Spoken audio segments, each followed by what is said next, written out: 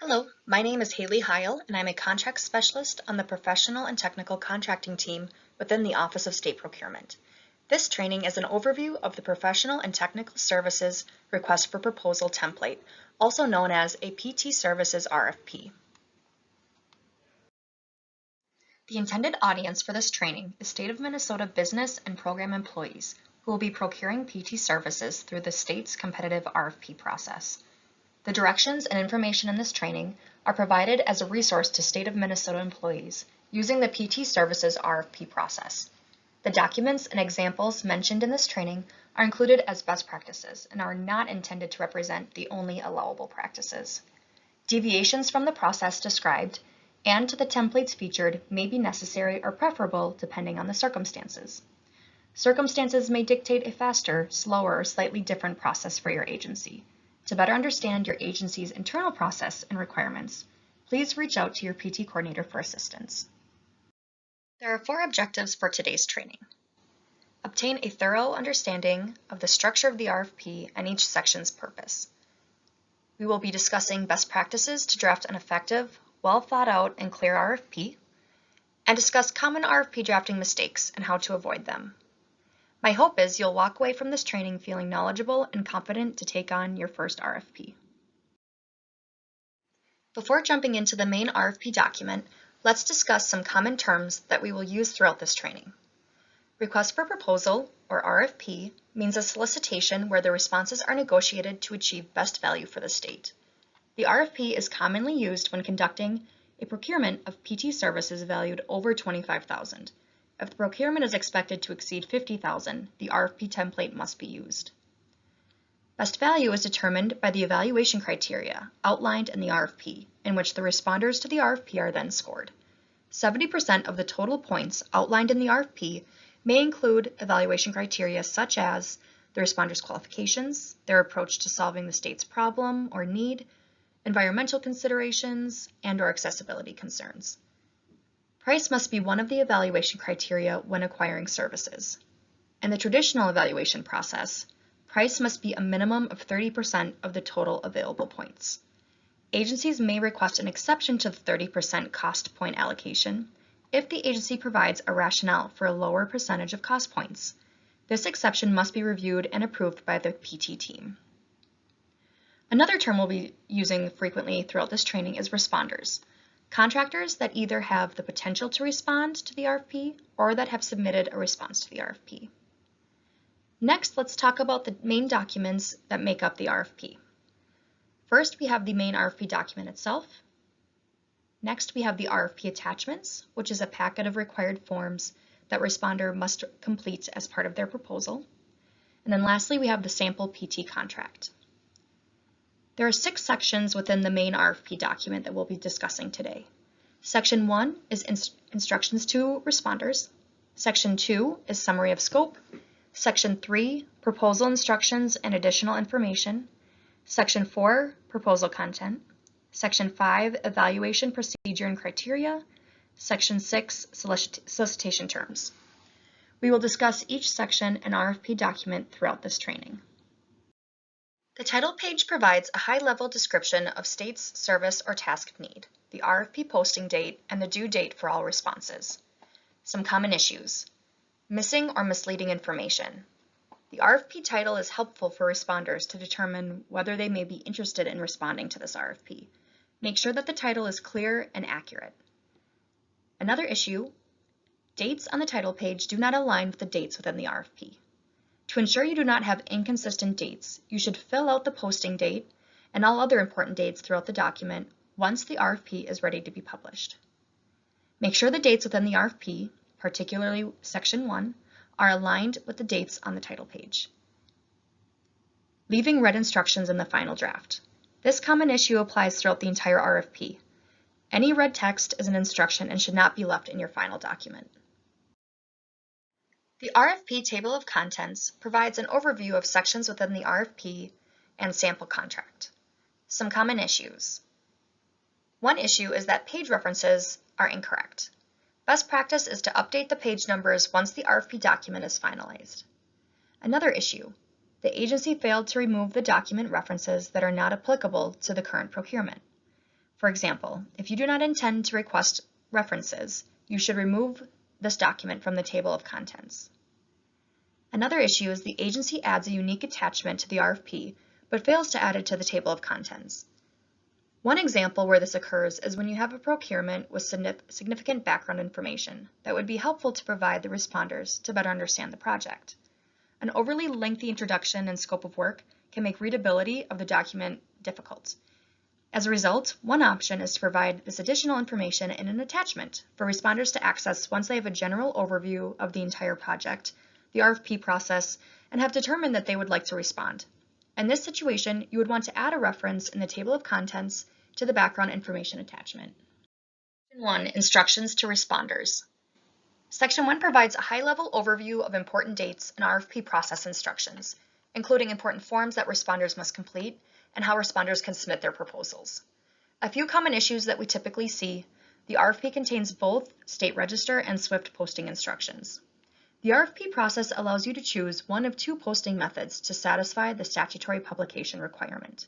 You may choose to publicize your RFP using either SWIFT or the state register. Procurements between $25,000 and $50,000 must be published for a minimum of 14 calendar days. Procurements over $50,000 must be posted for a minimum of 21 calendar days. The RFP template contains instructions for both publication methods. When drafting the RFP, please choose one publication method and keep only those instructions within your RFP. Another issue: the RFP does not include an email address or single point of contact to receive questions. A related issue may be if the RFP includes multiple points of contact.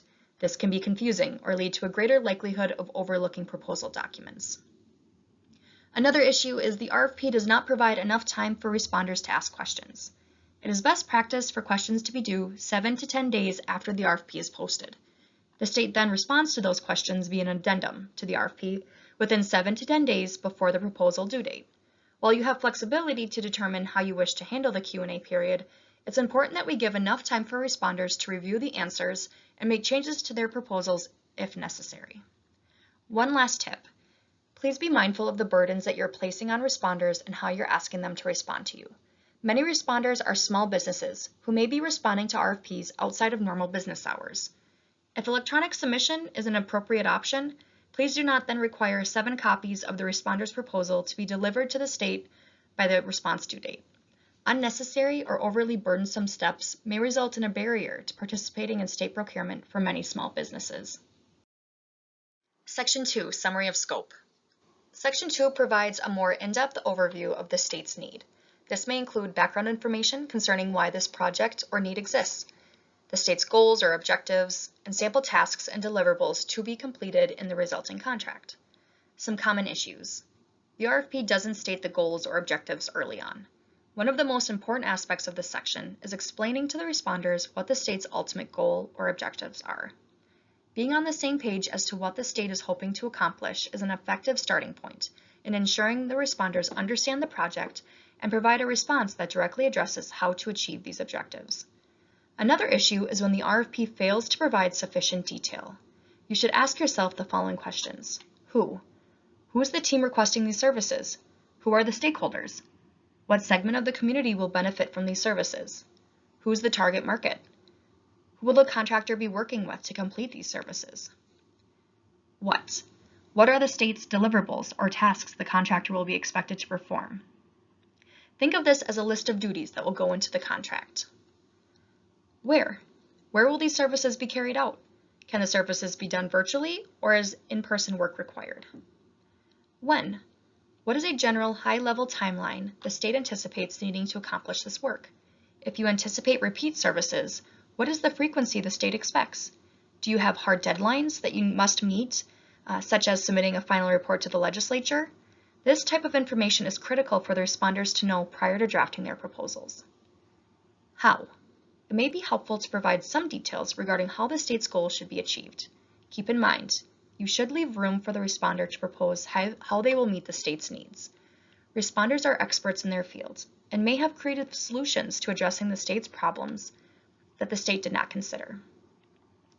Another issue is when the RFP provides too much content or unnecessary information, making the RFP unclear or difficult to follow along. This is where the additional attachment to the RFP should be used. The RFP does not address how state will assess contractor performance. How do you want to monitor contractors' work to ensure the contractor is on track with the state's timeline? Perhaps you want status reports or weekly meetings. Are there metrics you want the contractor to track and report? Perhaps you have specific key performance indicators or performance expectations that would be helpful for the responders to know about and incorporate into their proposals. Another issue is inconsistent or confusing tasks. If you're not clear with what you need to procure, the responders will not be able to provide a proposal that targets the needs of the state. And lastly, a few reminders when drafting Section 2.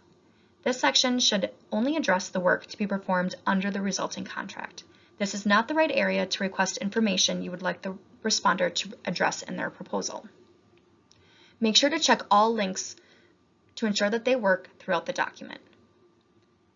If there are any minimum or preferred qualifications or requirements, it's a good idea to outline those in Section 2. These qualifications and requirements should also be repeated in Section 4, Proposal Content. Section 3, Proposal Instructions and Additional Information. Section 3 outlines the anticipated contract term in which the work will be performed and additional instructions such as the question and answer period. A few common issues. The RFP contemplates too short of a contract term or does not include contract extension options. You are bound by the term outlined in the RFP. For example, if you state the work outlined in this RFP must be completed by December 31st, 2025. You are not then permitted to request an amendment to extend the contract past this date.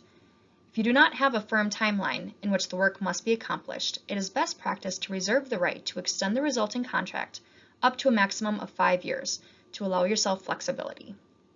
Another issue is when the proposed contract term exceeds 2 years and an exception has not been approved.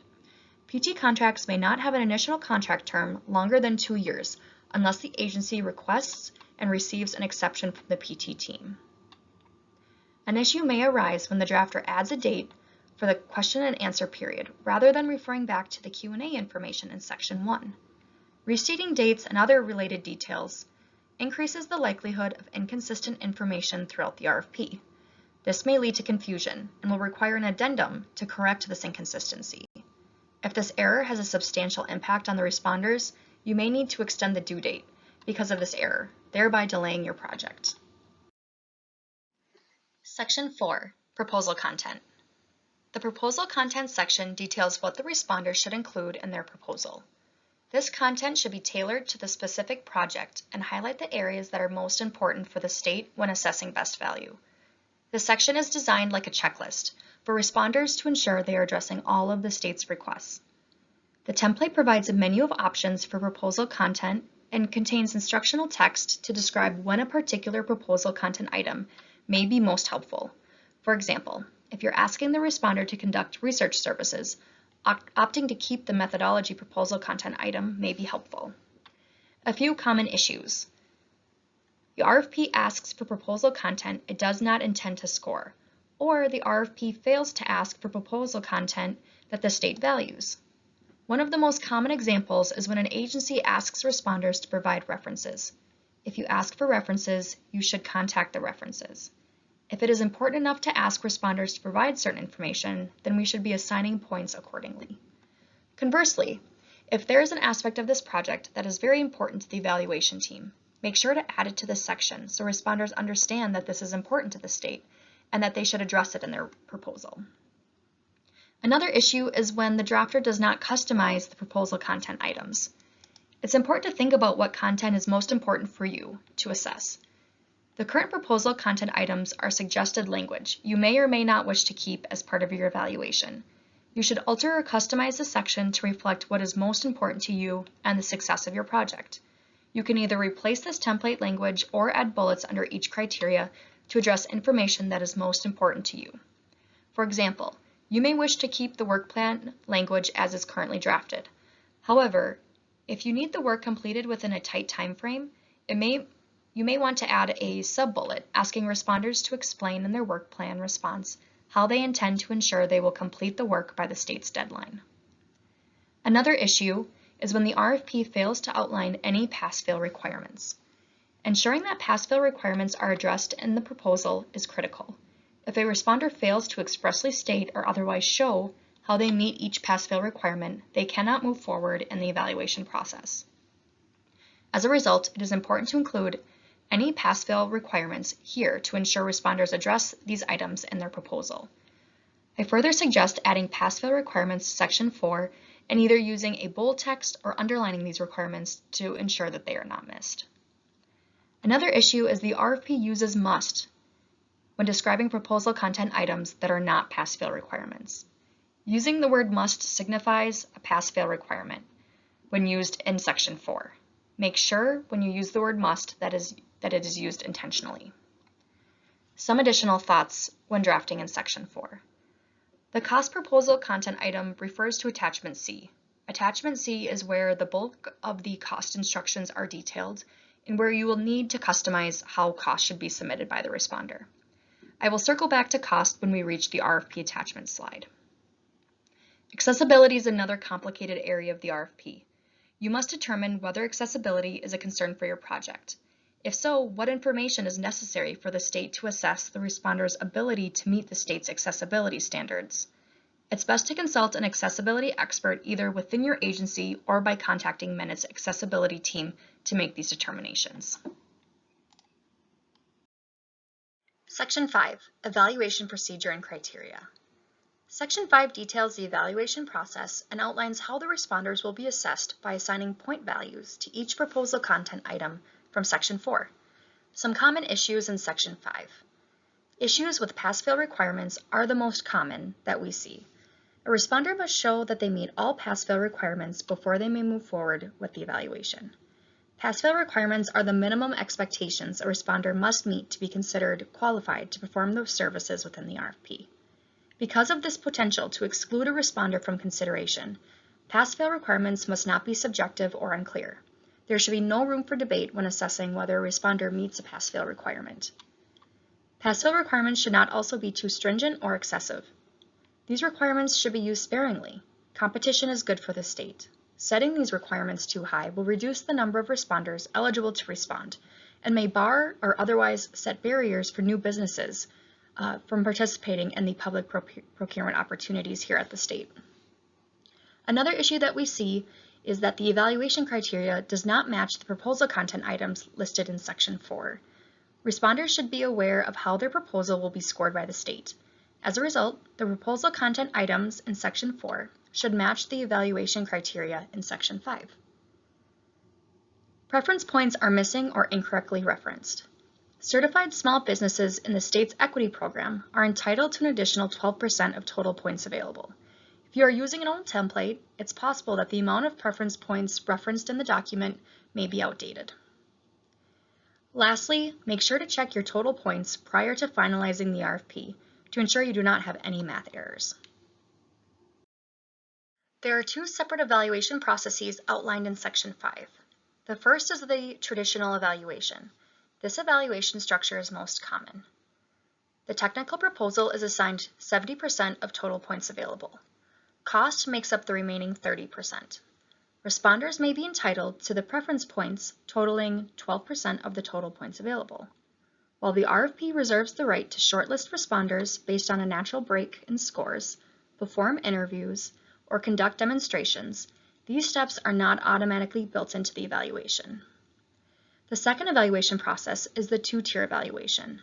This process is most helpful when the drafter believes that the traditional evaluation process may not wield a qualified candidate, or interviews and demonstrations are a must. The point allocation between the two tiers is designed to result in a top-scoring responder who is the cheapest of the most qualified responders, rather than the most qualified of the cheapest. The point allocation in Tier 1 is as follows. The technical proposal is 90%, cost is 10%, and preference points 12%. Assigning points in this way yields a higher score for the more technically qualified responders and puts less emphasis on cost. Once the total points for each responder is calculated, the responders are shortlisted based on a natural break in scores. Scores will then be reset to 0 for all responders moving on to the second tier of the evaluation. The technical assessment in the second tier is assigned 60% of the total points available. The drafter will need to outline what technical considerations will be assessed. This may include technical considerations such as interviews, demonstrations, or reference checks. It is important to note that the same technical evaluation criteria should not be considered in both Tier 1 and Tier 2. Cost is assigned 40% of the points. Preference points are still available at 12%. Structuring the points in Tier 2 in this manner will put a greater emphasis on cost, thus benefit the qualified vendor who also has the lowest cost score. It is important to select whichever process is best suited for your procurement and delete the unused option. Section 6, Solicitation Terms. This section contains the state's standard solicitation terms that will be in effect throughout the RFP process. One of the most helpful terms in Section 6 is the Rights Reserved Clause. This allows agencies flexibility to choose to do any of the following during the RFP evaluation: reject any and all responses received, waive or modify any informalities, irregularities, or inconsistencies in the responses received, negotiate with the highest scoring responder or responders, terminate negotiations and select the next response providing the best value for the state. Consider documented past performance resulting from a state contract. Shortlist the highest scoring responders. Require responders to conduct presentations, demonstrations, or submit samples. Interview key personnel or references. Request best and final offer from one or more responders. Request additional information. This section does not require alterations by the drafter. In fact, the most common issue with this section is when a drafter deletes a standard clause without first consulting the PT team. Up next, we're going to be discussing the RFP attachment. The RFP attachment is a packet of documents that contains standard forms for responders to complete and include with their submission, as well as the cost proposal instructions. This packet should contain all required forms that responder needs to complete. Common issue. Attachment C cost proposal is not modified to reflect your procurement needs and how you would like responders to provide cost for this specific procurement. Attachment C contains template instructional text. You must determine how you want responders to submit cost and alter Attachment C accordingly. The cost proposal should state whether cost should be submitted using a deliverables-based approach or if time and materials-based payments are preferred. Attachment C contains sample cost charts for each approach. It is important to customize Attachment C to address any potential costs that responder may need to include. Cost is not asked for in a manner that leads to an apples-to-apples assessment. Cost is scored based on an objective formula that compares each responder's cost proposal. As a result, it is critical that cost is submitted in a way for the state to compare proposals in an apples-to-apples manner. Cost can be one of the more complicated aspects of the RFP, especially if you're dealing with a variety of expenses that could impact cost. If you need assistance, please reach out to either your PT coordinator or the PT team. We're happy to assist.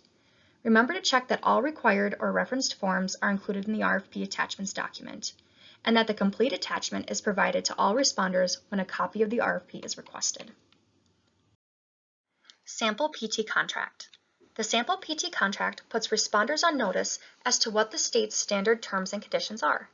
This advance notice allows responders to notify the state of any terms or conditions in which they wish to negotiate. Responders should put their requests for exceptions from the state's terms and conditions in Attachment B, found within the RFP attachments document. Common issues. The first issue. The drafter does not review and intentionally select the insurance requirements based on the risks inherent in their project or service to be performed. Insurance is a cost to responders. They need an accurate representation of what insurance will be required under the resulting contract to ensure that they accurately complete their cost proposal. Another issue is when the drafter removes state standard insurance terms without ensuring that the insurance is not required for the project or service. Exhibit B of the sample contract addresses insurance requirements. This includes both standard as well as optional insurance requirements. Not all optional policies may be needed for your project or service. The sample contract also contains the state standard insurance requirements. These include the following policies: commercial general liability insurance, commercial automobile liability insurance, and workers' compensation insurance. These standard insurance policies were determined by risk management to be appropriate in most PT contracts in order to protect the state from potential risk. As a result, these insurance coverages should not be removed from your contract unless you are certain the risk under the contract does not require a certain type of standard insurance. If you are not certain what is required, it is best to consult an insurance expert either within your agency or risk management. If you believe your procurement may result in a greater risk to the state than is typical, please reach out to risk management to discuss alternative language and make those changes to the sample PT contract accordingly prior to publishing the RFP. The last issue is that the drafter attaches the sample contract template version that includes red instructional text. Please make sure to obtain the sample PT contract template from the PT team's website Forms page to ensure that you're including the most current, cleaned up version of the sample contract. Additional resources. I suggest you take some time to explore the many resources on the Office of State Procurement professional technical website. A few resources in particular that may be helpful include What Solution is Right for Me, Contract Manual and Policies, and you may locate your assigned PT coordinator on the PT coordinators list. The secure area of the professional and technical website also contains forms to work through the PT process, including templates, checklists, and sample communications. The PT team also offers in-depth virtual trainings that cover all aspects of the PT services procurement process. You can sign up for classes in ELM. Thank you for participating in the RFP template training. If you have any questions regarding this training, please feel free to contact the PT team at pt.contracts@state.mn.us.